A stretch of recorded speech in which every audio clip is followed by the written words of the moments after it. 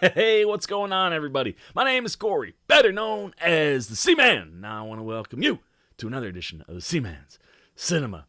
Sit down, the Seaman starts this edition of the Seaman Cinema. Sit down with a question to you. It's Wednesday, December 18th. Is the Seaman Star Wars'd out enough for you? Or are you sitting there going, Seaman, what's going on here? Like, you got a lot of things happening. It's a Wednesday. Like, you do Star Wars things on Friday. There's a movie coming out tomorrow. What gives, man? Well, if you're asking those questions, let me fill you in. The Seaman has to get himself ready for the gift that just keeps on giving, which is, of course, Star Wars. And I got 24 hours of Star Wars stuff coming my way, man. Tonight, after work, we head off to a galaxy far, far away in a city known as New York. A cinema called the Regal Ewok in a theater that is 4DX. Oh, dude, I'm stoked. I got my Chewbacca onesie on because we head off to the Regal Ewok for a 24-hour Star Wars marathon, man. Episodes 1 all the way through episode 8. And then at 6 p.m. tomorrow, an hour before the rest of the world gets to see it, we will be sitting back watching the Rise of Skywalker debut to its full-on audience. And I am stoked, man. You know me, I love a marathon. So I was like, Chewbacca onesie, perfect time to go. But we start our day with a little guy that has ears like these. These are Yoda's ears, not the baby that we will be talking about in a moment, but I was like, they look the same, so it fits. And, you know, it's almost Christmas, so the Christmas hat, and like I said, it's the gift that keeps on giving, at least for me, and that is Star Wars. And we got an episode to talk about that came out today, not Friday, because Rise of Skywalker is coming out this weekend, so they moved it on up. And, oh, dude, Deborah Chow. I love you, Deborah Chow. This was the episode that I was hoping we'd get last week, and it did all the things that you'd want an episode, like a penultimate episode, to do. What are we talking about? Why don't you pull up a chair, man, take a seat. We're getting ready to dive in, spoiler-free, into the Mandalorian Chapter 7, The Reckoning. Oh, dude, like the title just gets you going. You're like, oh, man, what are we doing? I tell you, this episode, got itself off on the right foot, like right away, man. As soon as you turn that bad boy on, you're like, you know, last time on The Mandalorian, you get all your things that, you know, that have happened in the past, and everything's going back to those early episodes, man. We're seeing Werner Herzog, we're seeing Cara Dune, we're seeing the IG unit and Kawil, the Ugnaught, and you're just sitting there going, oh, finally, no more standalone episodic television going on. We're about to dive back in to that story that we started with those first 3 episodes. I was hoping we'd get it last week, and we didn't, although we got a spectacular episode last week. This week, we also got a pretty spectacular episode, but it finally does tie back into that story and our little buddy, Baby Yoda, quite well. I was super impressed, man. Deborah Chow, to date, still has my favorite episode of the year in Chapter 3, but I tell you, man, she gave Chapter 3 a run for her money. Even gave Chapter 6 a run for its money. This thing was spectacular, man. It felt big. You could tell, like, the build of the episode, you were just like, oh, we're going somewhere. And right where we start out, man, like, you know, like, if it wasn't for the previews, you know, you jump in, or the recap videos, and you jump into the episode right away, man. You're like, oh, we got some stuff. And, like, you know, Mando gets, like, a message, and that kind of sets him on his path toward his mission this week. But he's got to make a few pit stops before he gets there. And what's great is that he goes back and brings in some characters that we love, some people we haven't seen for a couple episodes, brings them back together where it's like, oh, man, we are going to progress this story forward. And I loved getting to watch this little ragtag team that the Mandalorian was putting together real quick. There's some really, really nice surprises in the reintroduction to these characters and what's going on as far as their mission goes. And the Mandalorian goes off to kind of respond to that message he gets at the beginning of the episode.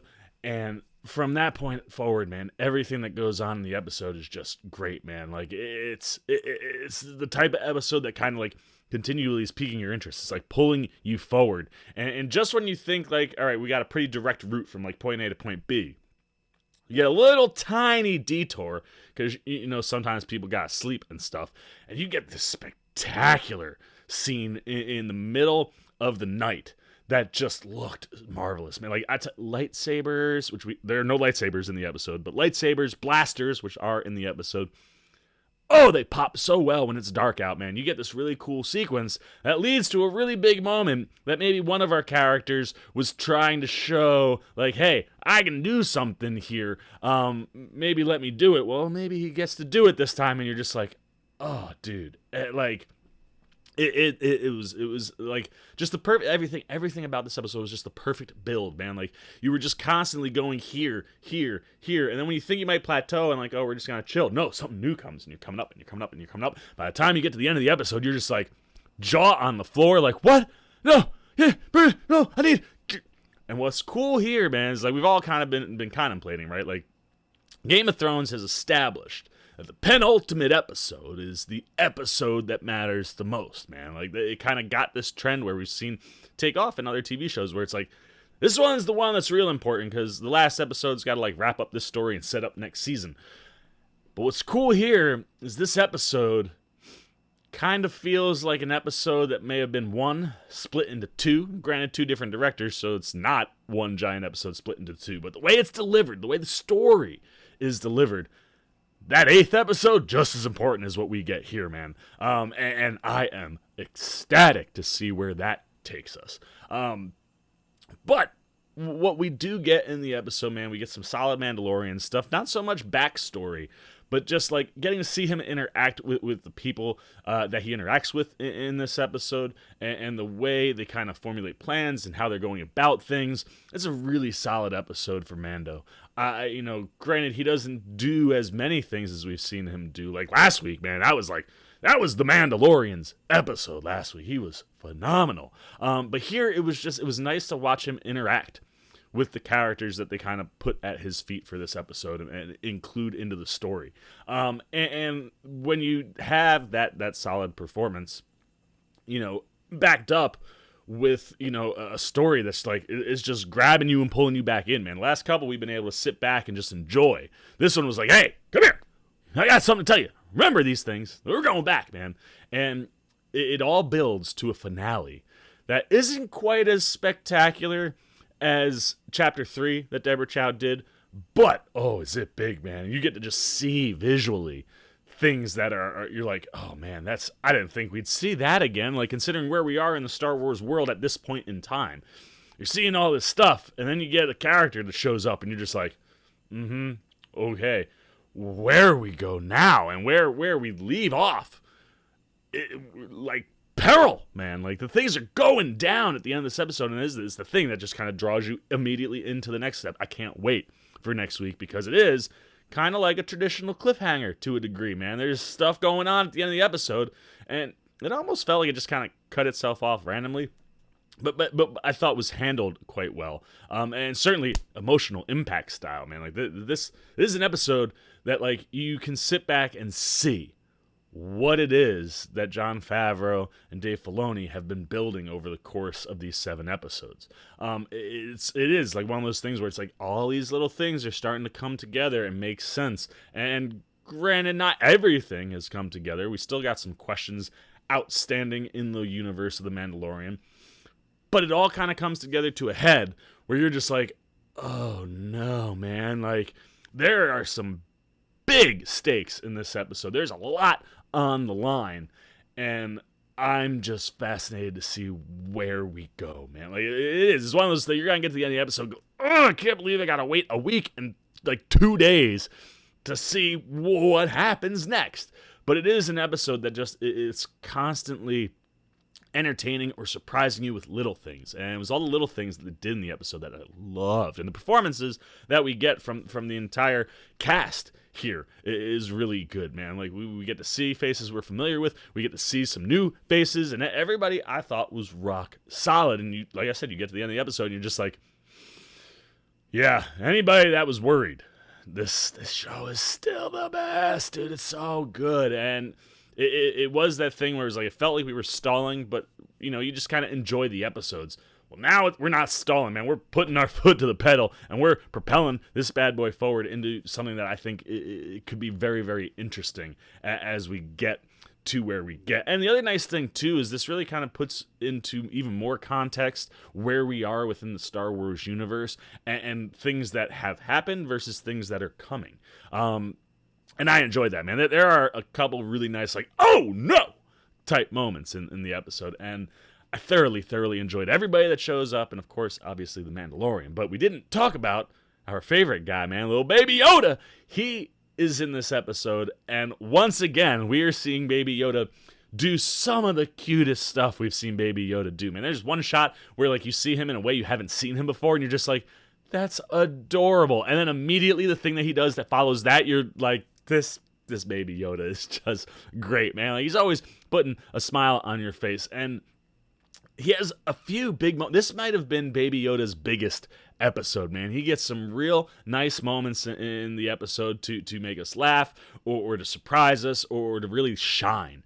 And I loved all the Baby Yoda stuff that was going on, throughout the episode and what he was doing. And it certainly is a story that is reminding us that it's all centered around this little baby infant alien creature who we don't know. I almost thought that we got the name of, like, the species, but it wasn't. It must have been like a slang term for, like, look at this little runt or something. But I was like, oh, what is that word? But nothing. But we do get a real nice episode for Baby Yoda, and I think it's all pushing to something that's going to culminate into a wonderful finale. I can't wait for next week, and I can't wait for Taika Waititi to be behind the camera working that, see what interesting things he comes up with, because he's the only director that we haven't seen yet. Anybody that was scheduled out has gotten multiple episodes outside of Bryce Dallas Howard.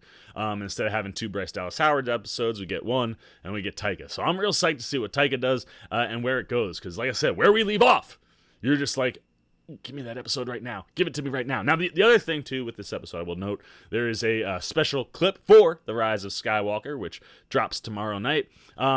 I opted not to watch it because I want to go in as blind as possible. I've already seen, like, a couple tweets that don't give anything away, but just kind of give you the idea of, like, okay, let's see where this movie goes. And I don't want anything to spoil what should be a fantastic experience starting tonight, man. 24 hours, 9 Star Wars movies. I'm super psyched. But at the same time, man, I'm going to be going into that just thinking about, like, where are we going in The Mandalorian? And Deborah Chow, bravo, ma'am. I cannot wait to see you take over Obi-Wan and get that show going, because what she's done in her 2 episodes this year has been spectacular. And like I said, I'm just, if you were having any doubts about the show, this is the episode that puts you back on track and goes, yes, man, we are locked in on The Mandalorian. So there you go, man. Those are all Seaman's non-spoiler thoughts about The Mandalorian Chapter 7, The Reckoning. If I talk any more about this episode, we're going to start dropping spoilers, and you don't want things to be spoiled, because there's some really nice surprises, and it's a really, really fun, enjoyable episode. So with the Seaman all done talking, the question is, what are you thinking, man? Did you watch The Mandalorian this morning, bright and early, the way the Seaman gets his day started? No cup of coffee needed. Just throw on The Mandalorian. I'm energized for the day. So if you watched the episode, what did you think, man? Did you enjoy it? Did it kind of reach the expectation levels that you'd have with a penultimate episode being helmed by Deborah Chow? What were the things that were working in the episode for you? What was your favorite surprise? Don't spoil, right? It's a spoiler free, but like kind of just like hint, like the couple surprises with Baby Yoda. Those are some of my favorites. And specifically the surprises we get at the end of the episode. Give me something like that, man. Let me know like what part of the episode you were really digging, or which character was involved. We had a bunch of characters in there. But let me know if it was working, if it wasn't working, or the show kind of has it lost you? Are you not completely ingrained and pulled in at this point, or are you all on board like the Seaman? Just can't wait for next week. Anything you're thinking about The Mandalorian up to this point through 7 chapters, non-spoiler, comments, go down below in the comments section. As always, if you enjoyed this video, please give me a thumbs up. And if you're new, you want to come hang out with the Seaman as we approach next week and The Mandalorian's finale, and also Rise of Skywalker, Well, there's a couple things you can do if you want to follow along for that. First and foremost, man, you want to hang out for anything Star Wars related, jump over there, hit that subscribe button, hit that little bell that follows. So this way you get alerts every time I make a video, and I don't just pop up into your feed. But if you don't do the alert button, I'll pop in there if you subscribe. And if you subscribe, you're going to get all the content that's surrounding Star Wars, and we're going to have a bunch of it coming. And if you really want to get in on the C-Man, and his Star Wars stuff, follow me on Twitter at cinema_sitdown, where we will be updating and talking about all the Star Wars movies that lead us to the Rise of Skywalker. As I embark on my 24-hour marathon, we'll be doing full coverage. All of it will be on Twitter, and if I can get anything up on YouTube in our breaks, if I have time, I will definitely try. But if you want to follow along in all those things, man, subscribe, go follow me on Twitter. We are going to inundate ourselves with Star Wars the next couple days, and I am stoked about it. So there you go, man. You do those things for me. I'll keep cranking on all the Star Wars-y content over here. And until next time, man, for the C-Man's Cinema Sit Down, I'm the C-Man. I'm signing off. Peace. Yay, baby. Well, I'll be. You guys are still here. You must be looking for some more content. Well, don't worry. C-Man's got you covered, man. You got videos like this guy and this guy. And if you haven't yet, and you want to come check out all the C-Man goodies, join the Cinema Sit Down squad, man. Hit that subscribe button. And don't forget to hit the little bell down below that, too, so you can get alerts every time I make new videos.